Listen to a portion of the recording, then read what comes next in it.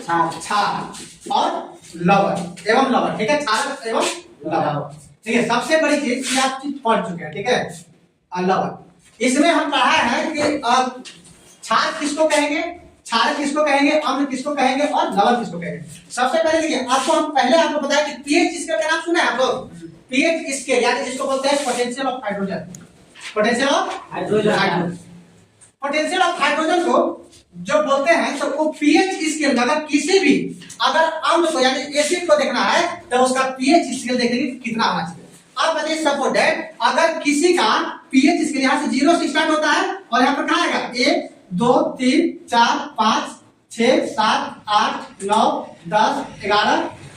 12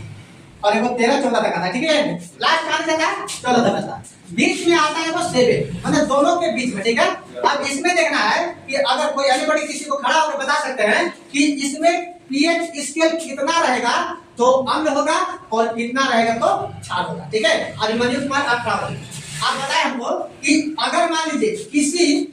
जो द्रव होता है या फिर पदार्थ है उसका पीएच स्केल अगर 3 है तो वो क्या होगा, एसिडिक होगा या बेसिक होगा, अम्ल होगा, ठीक है, अम्ल होगा। लेकिन अगर पीएच स्केल 7 पड़ जाए किसी का तो क्या होगा, उदासीन होगा, सपोर्टेड। अब इसमें आप बताइए कि सवाल आप खड़ा कीजिए, आप बताइए कि अगर कोई देखा जाए कि पदार्थ क्षारीय है तो क्षारीय का पीएच स्केल कितना होना चाहिए,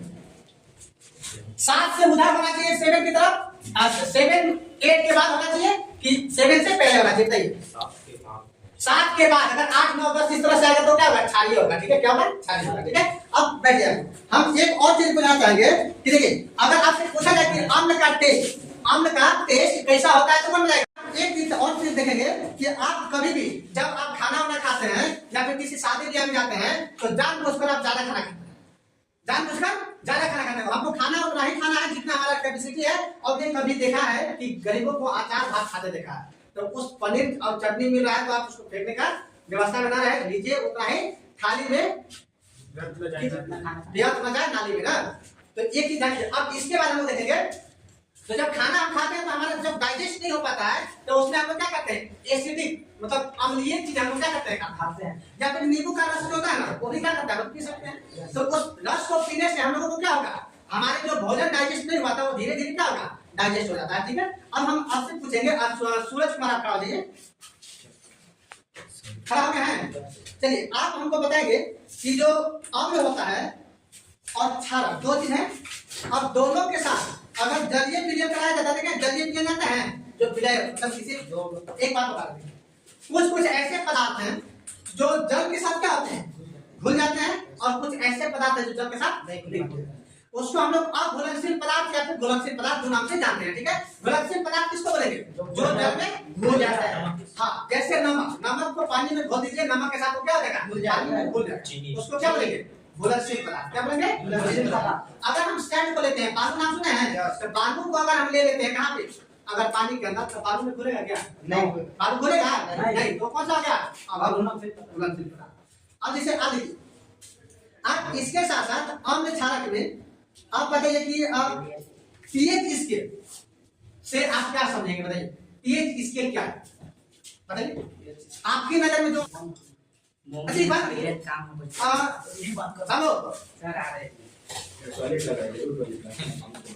आगे देखेंगे, आयन समझेंगे, देखिए आयन बताइए कि दोनों में किस पे आयन कौन होना चाहिए, बताइए